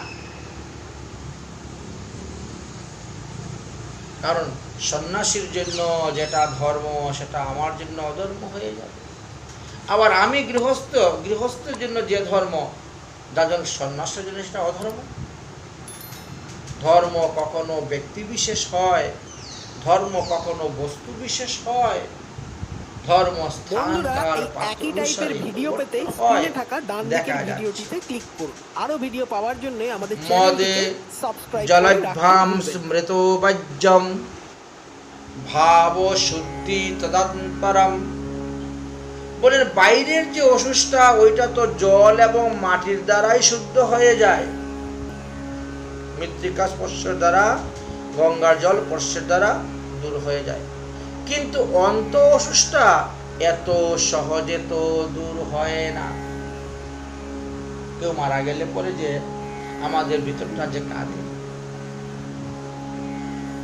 উত্তরপক্ষীয় মীমাংসা গ্রন্থেতে বললেন যে যেহেতু ব্রহ্ম জীবতু তেষাং দশাহে, যারা ব্রাহ্মণ তাদের অসুখ 10 দিনেই অন্ত হয়ে যায়। যেহেতু রক্ষা জীবতু তেষাং দ্বাদশায়, মানে যারা ক্ষত্রিয় তাদের অসুখ 12 দিনে শেষ হয়। যেহেতু বিনিময় জীবনম তেষাং পঞ্চদশায়, তাহলে যারা বৈশ্য তাদেরকে 15 দিনে গিয়ে অসুষ অন্ত হয়, যেহেতু সুখ জীবনং তেষাং মাসেনাং শৌচ নিবৃত্তি সা, অর্থাৎ যারা শূদ্র তাদেরকে 1 মাসে গিয়ে তাদের অসুষ অন্ত হয় বা 30 দিনে। তার কারণটা কি? যে যতটা ধর্মগ্রন্থ পড়েছেন, যে যতটা জ্ঞান লাভ পেরেছেন, তিনি তত তাড়াতাড়ি অসুষটাকে অন্ত করতে পারেন। তিনি বুঝলেন যে মারা গিয়েছে, তার জন্য কেঁদে আমার কি লাভ, তাকে কাঁদতে তো পাবো না, তো তার জন্য হায় হায় কেন করবো, বরং হরি হরি করি, তাহলে আমার লাভ হইবে। তারপরেও আরেকটি শ্রেণীর কথা বললেন, অন্তজ। বললেন অন্তজ যারা, এরা আমরা শূদ্র থেকে আরো নিচে, তাদের 45 দিনে গিয়ে তাদের অসুষ অন্ত হয়। 45 দিবসে অসুষটি অন্ত হবে। তাহলে 45 দিন পরেই তার হাতের জলন্ন গ্রহণ করা যাবে। এই যে অন্তজ বলা হয়েছে, এই অন্তজ 7 প্রকার জাতিকে বলা হয়েছে অন্তজ। কারা সেই 7 প্রকার জাতি? যেমন রজক, কর্মকার, নট, সূত্রধর, কৈবর্ত, মেদ, ভিল, এদের কথা বর্ণন করে গিয়েছেন। দশাহীন স্বপিণ্ডস্তু শুদ্ধহি মৃতকে শুতে, তৈরাত্রস্তু শাকুলাস্তু স্নাতম সজ্জিত সবুত্রজা। কুর্মপুরাণের 23 অধ্যায়ের 70 নম্বর শ্লোকেতে বললেন, 1 থেকে আরম্ভ করে 7 পুরুষের মধ্যে যদি কেউ মারা যায়, তাহলে আপনাকে সর্বনিম্ন 10 দিন অসুষ মানতে হইবে। 8 হইতে 10 পুরুষের মধ্যে যদি কেউ মারা যায়, তাহলে আপনাকে 3 দিন অসুষ পালন করতে হইবে। 11 হইতে 14 পুরুষের মধ্যে যদি কেউ মারা যায়, তাহলে স্নান করা মাত্রই আপনি শুদ্ধ হয়ে যাবেন। এই নিয়মটা কিন্তু 4 বর্ণের জন্য, ব্রাহ্মণ, ক্ষত্রিয়, বৈশ্য, শূদ্র 4 বর্ণের জন্য বলা হয়েছে। আচ্ছা, মনুসংহিতাতে কি বললেন? মনুসংহিতাতে দেখা গেল, সেখানেও লেখা আছে যে শূদ্রানাং মাসিকং কার্যং বপনং ন্যায়াবর্তিনাম বৈশ্যবশ্চৌষ কল্পশ্চ দ্বিজশ্চিষ্ট ভূজনম। যদিও শূদ্রের 1 মাস অসুষের বিধান দেওয়া আছে, কিন্তু সেই শূদ্র যদি শুদ্ধ হয়ে যান, বা সেই শূদ্র যদি বৈষ্ণব হয়ে যান, বৈষ্ণব উচিষ্ট ভোজনকারী হয়ে যান, তাহলে তিনাকে অসুষ্টের সংখ্যা তিনার কমে আসবে। 1 মাসের জায়গায় তার 15 দিন হয়ে যাচ্ছে, যার 15 দিন তার 12 দিন হয়ে যাচ্ছে, যার 12 দিন তার 10 দিন হয়ে যাচ্ছে, কমে যাচ্ছে, নিচের দিকে নিয়ে আসতে পারছে। গরুড় পুরাণের উত্তরখণ্ডের 28 অধ্যায়ের 12 নম্বর শ্লোকে বললেন, কোন ব্রাহ্মণ যদি অপবিত্র ভাবে মারা যায়, ফাঁস লাগিয়ে, বিষ খেয়ে, জলে ডুবে, দুর্ঘটনা আদি মারা যায়, বলে তাহলে বললেন ব্রাহ্মণ যদি অপবিত্র ভাবে মারা যায়, তবে 6 মাসে অন্তে শালগ্রাম পূজার করে তারপরে শ্রাদ্ধ করতে হয়। ক্ষত্রিয় যদি অপবিত্র ভাবে মারা যায়, 3 মাসে শালগ্রাম পূজা অন্তে তার শ্রাদ্ধ করতে হয়। বৈশ্য যদি অপবিত্র ভাবে মারা যায়, তাহলে 15 দিন পর শালগ্রাম শিলার পূজা করার পর শ্রাদ্ধ করতে হয়। এবং সূর্য যদি পবিত্রভাবে মারা যায় তাহলে সদ্যই তার শালগ্রাম শিলার পূজা করাইয়া তারপরে তাকে শ্রাদ্ধ করতে হয়। তাহলে দেখা গেল শ্রাদ্ধ কার্যে আমাদেরকে শালগ্রাম শিলা রাখতেই হবে। কেন বলে, আগে শালগ্রাম শিলা তো ভগবান বিষ্ণু, ভগবানের পূজা করে, ভগবানের ভোগ দিয়ে, ভগবানের প্রসাদী নৈবেদ্য দিয়ে পিণ্ডদান করতে হবে। শ্রাদ্ধেতে কখনো মৎস্য, মাংস আদি আমিষ দ্রব্য ব্যবহার করিতে নাই, কখনো ব্যবহার করতে নেই। সে প্রসাদভোজী হোক আর প্রসাদভোজী নাই হোক, সে সদাচারী হোক আর অনাচারী হোক, যত লোক মারা যাবে তাদের আত্মার কল্যাণের জন্য, তাদের উদ্ধারের জন্য শাস্ত্র আমাদেরকে বিধান দিলেন ভগবানের নৈবেদ্য প্রসাদ দিয়ে পিণ্ডদান করতে হবে। বাল্মীকি রামায়ণের অযোধ্যা কাণ্ডেতে ৭৬ অধ্যায় ২২ নম্বর এবং ২৩ নম্বর শ্লোক যদি আপনারা পড়েন তাহলে এখান থেকে আপনারা আরো যথেষ্ট জ্ঞান লাভ করতে পারবেন। কি জ্ঞান লাভ করতে পারবেন? যে মৃত ব্যক্তির দাহ সংস্কার যেই দিন হয় সেই দিন থেকেই অসুস গণনা করতে হয়। কিন্তু আমাদের দেশের একটা কুপ্রথা আছে, যেদিন মারা যায় সেদিন থেকে আমরা গণনা করি। এটা ভুল সিদ্ধান্ত আমাদের। যদি বলেন আমাদের বাপদাদারা মেনে গেছে আমরা মানব, তা হলো ভুল, আরো ভুল করতেছি আমরা। কারণ আমার বাপদাদারা কেউ আচার্য ছিলেন না,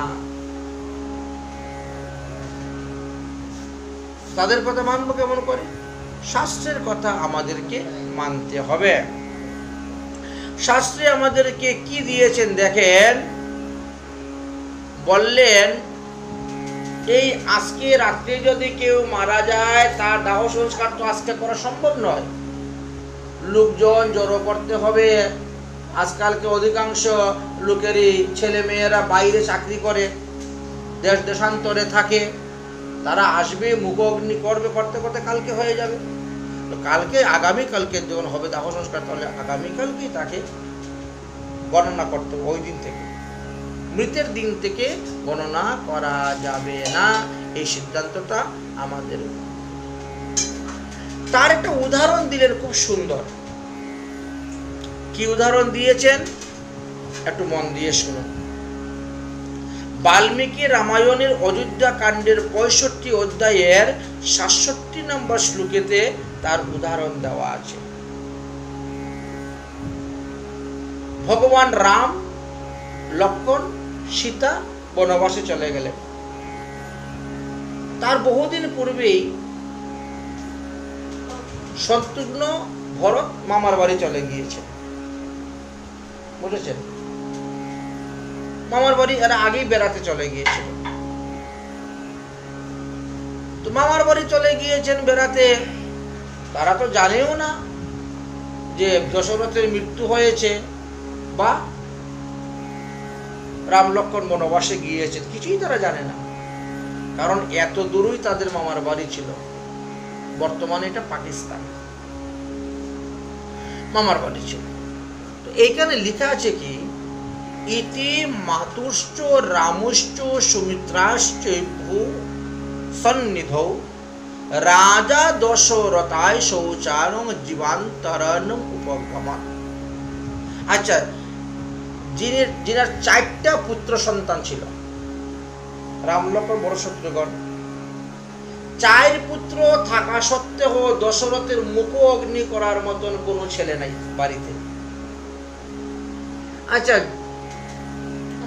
স্বয়ং ভগবান যার পুত্র রূপে এসে জন্মগ্রহণ করেছেন, আচ্ছা তার কপালে এমনই ছিল যে 4 ছেলের বাবা হওয়া সত্ত্বেও মুখ অগ্নি করার মতন কোনো পুত্র নাই গৃহে। আপনার আমার ভাগ্যের কথা তো ছেড়েই দিলাম, আপনার আমার কর্মের কথা দেখেন তো। যিনি স্বয়ং ভগবান এসেছিলেন।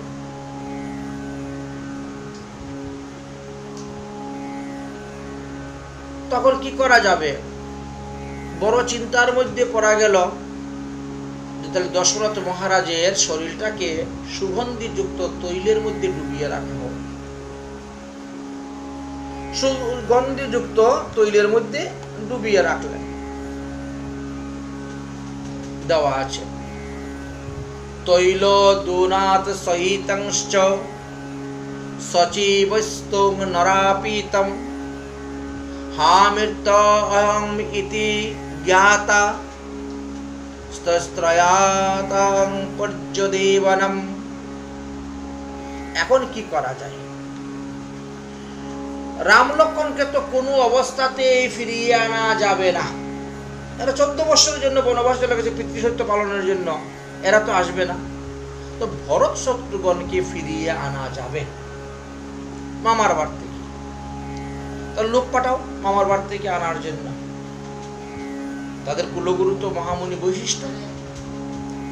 বৈশিষ্ট্য মুনি তখন বললেন যে এমন 5 জন বিচক্ষণ লোককে পাঠাতে হবে যাতে কোনো অবস্থায় ভরত শত্রুঘ্ন বুঝতে না পারে যে আমাদের বাবা মারা গিয়েছেন, আমাদের ভাই বনে চলে গিয়েছে। কোনো অবস্থায় বুঝতে না পারে এমন বুদ্ধিমান, এমন বিচক্ষণ 5 জন লোককে পাঠাতে হবে। তারা সবসময় আনন্দ করবে, হাসি মজা করবে, ঠাট্টা করবে। আচ্ছা, মরা কেউ বাড়িতে রেখে হাসি মজা করতে পারে? ঠাট্টা করতে পারবে? পরিহাস করতে পারবে কারোর সঙ্গে? কিন্তু সেখানে করতে হয়েছে। এমন বুদ্ধিমান 5 জন লোককে পাঠাতে হবে। তার মধ্যে প্রথম জনের নাম ছিল সিদ্ধার্থ, দ্বিতীয় জনের নাম ছিল বিজয়, তৃতীয় জনের নাম ছিল জয়ন্ত, চতুর্থ জনের নাম ছিল অশোক, আর পঞ্চম জনের নাম ছিল নন্দন। বৈশিষ্ট্য মুনি তাদেরকে লিখিয়ে পড়িয়ে শিখিয়ে এই 5 জন লোককে পাঠাইলেন, যাও তোমরা সেই পাকিস্তান তখনকার সময়, এখনকার, যাও মামার বাড়ি কৈকেয়ী দেশ, তো কৈকেয়ী দেশে তোমরা গমন করো। কোনো অবস্থাতে রাম লক্ষ্মণের অরণ্য গমন এবং মহারাজ দশরথের মৃত্যু কথা উল্লেখ করবে না।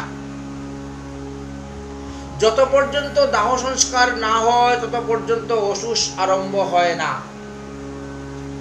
অতএব খাজানা ঘর থেকে তোমরা সোনা দানা, টাকা পয়সা, কাপড় চোপড়, চাল ডাল একেবারে রথ বুঝাই করে নিয়ে যাও। নিয়ে গিয়ে উপস্থিত হয়ে ভরত শত্রুঘ্নকে অযোধ্যায় আনার জন্য তোমরা গিয়ে প্রস্তাব দিবে যে দশরথ মহারাজের শরীরটা ভালো নয়, অতএব তোমরা যেভাবেই হোক রাজ্যে চলো, বাড়ি চলো।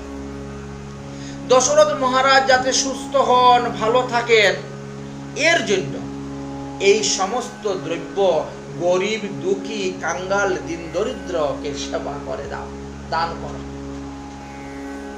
কারণ দানেতে দুর্গতি খণ্ডে। এমন ভাবে তারা গিয়ে উপস্থিত হলেন। তাহলে অযোধ্যা থেকে কৈকেয়ী দেশে গিয়ে পৌঁছতে রাস্তায় সময় লেগেছে 8 দিন। 8 দিনের রাস্তা। তখনকার তো এলিপ্লেন ছিল না, হাওয়াই জাহাজ ছিল না, আর রেলগাড়িও ছিল না, ঘোড়ার গাড়ি করে যেতে হতো। 8 দিনের দিন গিয়ে উপস্থিত হলেন। ভরত শত্রুঘ্নকে সংবাদ দিলেন, দিয়ে বললেন আজকেই বেরিয়ে যেতে হবে, দেরি করা যাবে না। দশরথ মহারাজ একটু অসুস্থ আছেন, শরীরটা তিনার ভালো নয়, তিনার কল্যাণের জন্য, রোগ নিরাময়ের জন্য এই দেখো এত দ্রব্য নিয়ে এসেছি, সব দান করো, অকাতরে সব দান করো। বড় শত্রুঘ্ন তখন মামার কাছ থেকে বিদায় নিলেন, নিয়ে রথের মধ্যে উঠলেন। রাস্তায় যাচ্ছেন, যেখানে মঠ দেখছেন, মন্দির দেখছেন, দাঁড়া করিয়ে দান করছেন। রাস্তায় কোনো ভিখারি দেখলে সেখানে দান করে দিয়ে যাচ্ছেন। এইভাবে দান দক্ষিণা করতে করতে করতে করতে আনন্দ উৎসব করে করে তারা আসতে আরো 8 দিন লাগে গেল। তাহলে কতদিন হলো? 16 দিন। দশরথ মহারাজ 4 পুত্রের পিতা হওয়া সত্ত্বেও 16 দিনের বাসি মরা হয়ে আছে। তেলের মধ্যে ডুবিয়ে তাদেরকে রাখা হয়েছে। আচ্ছা, অযোধ্যায় যখন এসে উপস্থিত হলেন তখন সেখানে কি লেখা আছে? অযোধ্যায় মননাং রাজ্যাং নির্মিতাং সৌ দদর্শঃ তাং পুরী পুরুষ বেগেরাম সপ্তরাত্রাসিতং পথি। সেই পুরুষ শ্রেষ্ঠ ভরত পথের মধ্যে পথিকদেরকে নানা দ্রব্য দান করে আনন্দের সহিত রাস্তা অতিক্রম করতে করতে 7 রাত্রি কেটে গেল। 8ম দিবসে সকালে তিনি অযোধ্যাতে এসে উপস্থিত হয়েছে। 8 দিনের দিন অযোধ্যাতে এসে উপস্থিত হয়েছে। উপস্থিত হওয়ার পরে দেখেন অযোধ্যা নগরী যেন শ্মশানে রূপান্তরিত হয়ে গেছে। কারো মুখে কোনো হাসি নেই, আনন্দ নেই, বিরহ। কি ব্যাপার? কি হলো? কি হলো জিজ্ঞাসা করছেন, কিন্তু কেউ কোনো উত্তর দিচ্ছে না, সবার মাথা নত। এইবার ভরত সোজা তিনার মায়ের ঘরে গিয়ে ঢুকলেন, মাতৃভবনে প্রবেশ করলেন, মাকে প্রণাম করলেন। তখন মায়ের মুখ থেকে সমস্ত ঘটনা শুনতে পারলেন। সেখানে লেখা আছে, অদ্যমে সপ্তম রাত্র চতুর্থ সৎকার্য বিশেষণম অস্ময়াং কৌশলী তত যদুদ্ধ জন্মা অতুলম মে। অদ্য আমি মতুলালয় হইতে বাহির হইয়া রাস্তায় 7 রাত্রি অতিক্রম করিয়া আজ 8ম দিবসে এসে উপস্থিত হইয়াছি। আমার পিতা কেমন আছেন? বাবা কেমন আছেন জিজ্ঞেস করছেন। বাবার ঘরে পরে যাচ্ছেন, আগে মায়ের ঘরে গিয়েছেন। বাল্মীকি রামায়ণের অযোধ্যা কাণ্ডে লেখা আছে, তখন তিনি সমস্ত ঘটনা যখন খুলে বললেন তখন সে হাউমাউ করে কাঁদতে শুরু করল। বশিষ্ঠ মুনি আসলেন, বাবা কেঁদে আর লাভ নেই, যেটা হবার হয়ে গেছে, এবার তোমার বাবার অন্ত্যেষ্টি কার্য করা হোক। কারণ 16 দিনের বাসি মরা হয়ে গেছে, এবার আর দেরি করা যাবে না, অন্ত্যেষ্টি কার্য করা হোক। এবার সূর্য নদীর তীরে যাওয়া হলো। দশরথ মহারাজকে দাহ সংস্কার কার্য সম্পন্ন করা ও ক্রিয়া সমাধান করলেন। পরে পুরীতে যখন প্রবেশ করলেন তখন বললেন, যদিও ক্ষত্রিয়দের 12 দিন অসুস মানতে হয়, কিন্তু অনেক দিন গত হয়ে গিয়েছে, অতএব তোমরা এখন 10 দিনই অসুস মানো, 10 দিন অসুস মানো। বশিষ্ঠ মুনি এই কথা বললেন।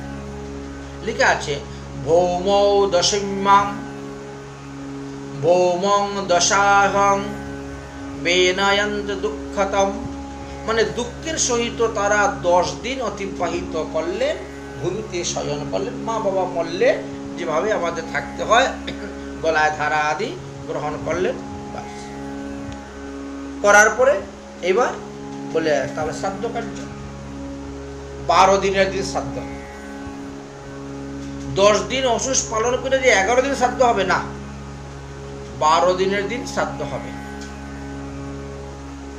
তত দশাহে হতি গতে কৃত্য শৌচ নৈপাত্মজম দ্বাদশায়ন্নে সম্প্রাপ্তে শ্রাদ্ধম কার্যানম কারয়ে। তাহলে 10 দিন অসুস পালন করলেন, একাদশী দিবসে শ্রাদ্ধ কার্য করার কথা ছিল, কিন্তু সেটা হলো না। দ্বাদশ মানে 12 দিনের দিন গিয়ে শ্রাদ্ধ কার্য করলেন।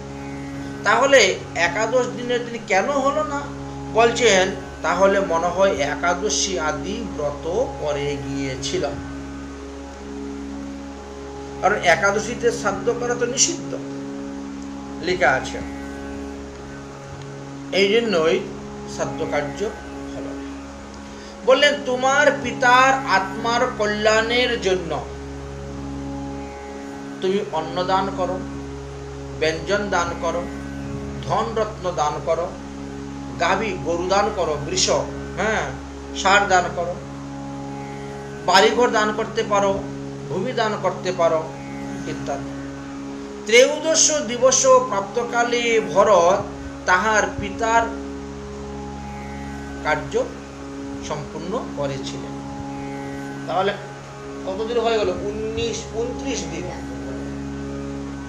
16 দিন তো আসলো, তারপরে দেখে যান 29 দিনে গিয়ে দশরথ মহারাজের শ্রাদ্ধ কার্য সম্পূর্ণ হয়েছিল। বৈশিষ্ট্য উবাচ বাল্মীকি রামায়ণের অযোধ্যা কাণ্ডে 77 অধ্যায়ের 22 নম্বর শ্লোকেতে সেটা দেওয়া আছে। ত্রয়োদশ অহম দিবস পৃথুবর্তস্য তে ভিবো সাবশেষাস্তি কনিশ্চয়ে কেমন্যতাং বিলম্বস্য। হে ভরত, অদ্য ত্রয়োদশ দিবস হলো, তোমার পিতার দাহ কার্য সম্পূর্ণ হয়ে গেছিল। অদ্য তোমাকে কেবল তাহার অস্থি চয়ন পূর্বক চিতা ভূমি শোধন করিতে হইবে, তুমি আর বিলম্ব করিও না। ভরতজি সেই কার্য করলেন। করার পরে তিনি ভগবান রামচন্দ্রের খোঁজে বাহির হইলেন। রামচন্দ্রের খোঁজে বাহির হইলেন এবং বিভিন্ন স্থান ভ্রমণ করতে করতে খবর নিতে নিতে চিত্রকূট পর্বতে গিয়ে গোদাবরী নদীর সন্নিকটে গিয়ে রামচন্দ্রের দর্শন পেলেন। পাওয়ার পরে সেখানে দুই ভাইয়ের মিলন হলো। আজ অবধি সেই স্থানে ভরত আর রামের চরণ চিহ্ন আছে। পাথর প্রেমে গলে গিয়েছিল। ভাইদের মধ্যে যে কত প্রেম ছিল, ভালোবাসা ছিল, এক ভাইয়ের মধ্যে আরেক ভাইয়ের। দুই ভাই যখন গলাগলি কুলাকুলি করছেন, তখন তাদের অশ্রু, যে প্রেমাশ্রু বিসর্জন হয়েছিল, সেই প্রেমাশ্রু পাথরের উপরে পড়ে পাথর গলে গিয়েছিল, গিয়ে চরণের ছাপ পড়ে আছে। এটা হলো কামদগিরি পর্বতের উপর। যদি কেউ যান অযোধ্যা ভ্রমণ করতে বা চিত্রকূট পর্বত ভ্রমণ করতে, তাহলে কামদগিরি পর্বতে গেলে পরেই শ্রী রামচন্দ্র এবং ভরতের মিলন স্থান দর্শন করতে পারবেন। সেখানে পিতৃবিয়োগ সম্পর্কে সমস্ত আলোচনা করা হলো। তখন তিনি বললেন, তাহলে আমিও পিতার শ্রাদ্ধ কার্য করব, আমি তো বড় ছেলে। তাহলে যেদিন আপনি শুনবেন, শোনা মাত্রই তিনি সবস্ত্রে গিয়ে স্নান করলেন। যদি কোনো মৃত ব্যক্তির, আমাদের সাতপুরুষের মধ্যে কেউ মারা যায় এবং তার সংবাদ এসে উপস্থিত হয়, যেদিন সংবাদ উপস্থিত হবে ওই দিন থেকে বাকি দিনগুলাকে অসুস পালন করতে হবে। মনে করেন আপনার কেউ 5 দিন আগে মারা গিয়েছে, 5 দিনের মধ্যে কোনো যোগাযোগ হয় নাই, সংবাদ পাওয়া যায় নাই, এইবার এসে উপস্থিত হয় যে তোমার তো মুখ মারা গিয়েছে 5 দিন আগে, বাকি 5 দিন তোমাকে অসুস মানতে হবে, বাকি 5 দিন তোমাকে মানতে হবে। 10 দিনে সর্ববর্ণ দশারে হয়ে যাচ্ছে, মানতে হবে। বাল্মীকি রামায়ণের অযোধ্যা খণ্ডের 104 নম্বর শ্লোকে 29 অধ্যায়ের 29 নং শ্লোকে বললেন, ঐত্রিঙ্গ বদরী মিশ্রং পিনাকং দত্তৌ সংস্রতে নঃসংগ্রাম সদুকার্ত রুদনং বচনম বিভ্রাম। ভগবান রামচন্দ্র বড় দুঃখ পেলেন। তিনি তখন কুশ কাশ আদি সংগ্রহ করলেন এবং বদরী ফল কুল আনলেন, 3 জবধান ব্যবস্থা করলেন, করে পিতার উদ্দেশ্যে তিনি ফল্গু নদী তিনি অর্পণ, তর্পণ এবং পিণ্ডিদান আদি কার্য করেছিলেন এবং বারবার রোদন করেছিলেন, হে পিতাজি, আমরা বনেতে যাহা খাইতেছি তাহাই তোমাকে অর্পণ করিতেছি, তুমি সাদরে গ্রহণ করো। সেখানে কোথায় পাবেন অন্ন? তাই আমরা যা কিছু গ্রহণ করতেছি তাই তোমাকে দান করতেছি, হে পিতাজি, তুমি সাদরে আমাদের এই দেওয়া দ্রব্য তুমি গ্রহণ করো। গরুড় পুরাণের উত্তরখণ্ডের 37 অধ্যায়ের 53 নম্বর শ্লোকেতে দেখা আছে যে ভগবান উবাচ, অর্থাৎ শ্রীকৃষ্ণ উবাচ, মৃতে জন্মানি পক্ষিণ্ড সুতকংসা চতুর্বিধম চতুর্বর্ণামপি বর্ণানাম সমন্তৈর্নৌ বিবর্জয়েৎ। ভগবান শ্রীকৃষ্ণ বললেন, হে পক্ষীরাজ গরুড়, মানবের মরণে এবং জন্মগ্রহণে স্বপিণ্ডগণের অসুষ হইয়া থাকে, এটি 4 বর্ণেরই বিধান। বংশে কেউ জন্মগ্রহণ করলেও অসুষ মানতে হবে, কেউ মারা গেলেও অসুষ মানতে হবে। অসুষ অবস্থায় বিগ্রহ সেবা পূজা ভোগরাগ আদি কিছুই করা যাবে না। উভয়ত্র দশহানি কুলস্বানাং বিবর্জয়েৎ দানং প্রতি গৃহত হোমং সদ্বয়শ্চ নিবৃততে। যতদিন পর্যন্ত অসুষ থাকবে, জননৌষস হোক আর মরণৌষস হোক, ততদিন পর্যন্ত তুমি কোনো দান করতে পারবে না, কারো দান গ্রহণ করতে পারবে না, তুমি হোম যজ্ঞতে অংশগ্রহণ করতে পারবে না, তুমি গীতা ভাগবত হাতে নিয়ে পাঠ করতে পারবে না, শ্রবণ করতে পারবে ইত্যাদি কার্য থেকে বিরত থাকিতে হয়। যদি তোমার বাড়িতে বড় বড় বিগ্রহ থাকে, বিগ্রহকে স্থানান্তরিত করা যাবে না, অন্য বাড়িতে পাঠানো যাবে না, তাহলে অন্য বাড়ির লোক এসে উনি তোমার বাড়ির বিগ্রহের সেবা পূজা করে দিয়ে যাবে। আর না হলে তোমার বাড়ির বিগ্রহকে অন্য বাড়িতে স্থানান্তর করতে পারো, পাঠাইতে পারো, এতে অসুবিধে নেই।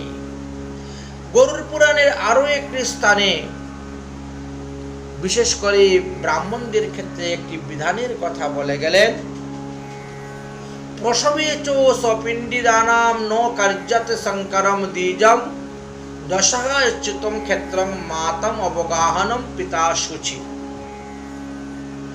ব্রাহ্মণ মানে বিপ্রদের ক্ষেত্রে বললেন যে জ্ঞাতিগণের জননৌষুষ হয় না, একমাত্র মাতার 10 দিন অসুষ থাকে, অন্যান্যদের 1 মাস পর্যন্ত মায়ের শরীরে অসুষ থাকে, কিন্তু পিতা স্নান করা মাত্রই শুদ্ধ হয়ে যান। তিনি নান্দিমুখী শ্রাদ্ধাদি কার্য করে তিনি যথার্থ দান দক্ষিণা করতে পারেন।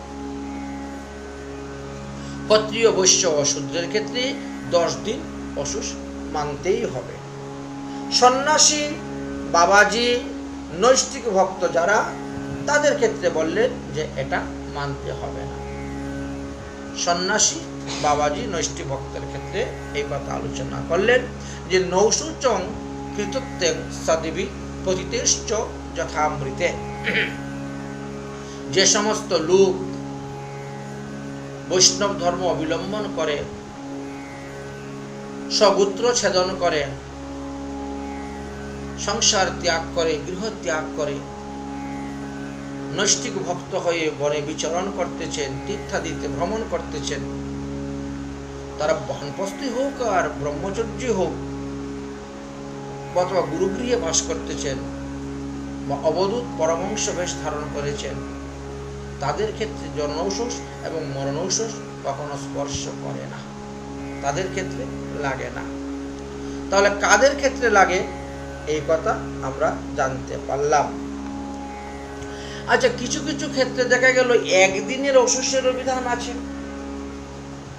একদিন অসুষ রাজন্তিক দীক্ষাতাঞ্চ কালে দেশান্তরে যথা ব্রতিনাং সত্রিনাং চৈব সদ্যম শৌচং বিধায়েৎ। পূর্বপক্ষ মীমাংসা গ্রন্থেতে বললেন নৈষ্ঠিক ভক্তদের ক্ষেত্রে, যারা একদম নৈষ্ঠিক ভক্ত, তাদের ক্ষেত্রে বললেন যে যদি গুরুদেব মারা যান একদিন অসুষ মানতে হইবে, যদি পুরোহিত মারা যান একদিন অসুষ মানতে হয়। দেশান্তর্গত, মনে করেন আপনি ভারতবর্ষে আছেন, আপনার বাংলাদেশে কেউ মারা গিয়েছে, বা নেপালে বা অন্যান্য দেশে আপনার আত্মীয় স্বজন আছেন, বা ব্যবসা বাণিজ্য করতে গিয়েছে সেখানে মারা গিয়েছেন, আপনার কাছে সংবাদ এসে পৌঁছেছে, বললেন যে তখন আপনাকে সংবাদ যখন শুনলেন তখন সহস্তে স্নান করবেন, আর একদিন অসুষ পালন করলেই হইবে। অধিকন্ত ন দোষায়, যদি আপনি 10 দিন অসুষ পালন করেন বা সংবাদের পরে যে কদিন আছে সেই কদিনও পালন করেন, এতে কোনো দুঃসহ হবে না। মৃতে জন্মানি পক্ষিণ্ড সুতকং চতুর্বিধম বর্ণনাপি বর্ণনাং সমান্তরেণ বিবর্জিত।